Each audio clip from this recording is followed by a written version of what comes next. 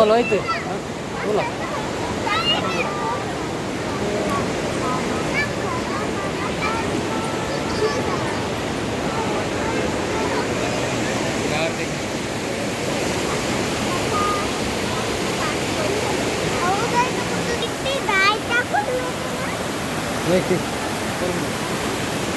wait కొడుకునే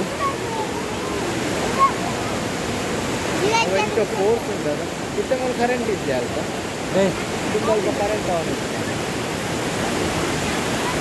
ಇದನ್ನೇ change ಅದ ನಂದಿನಿ ಇದನ್ನು ಇನ್ನೊಂದು ಸಿಂಗಲ್ ಅನ್ನೋದು ಇದು ಇದಕ್ಕೆ ಸಂಗಮ ಬರಲ್ಲ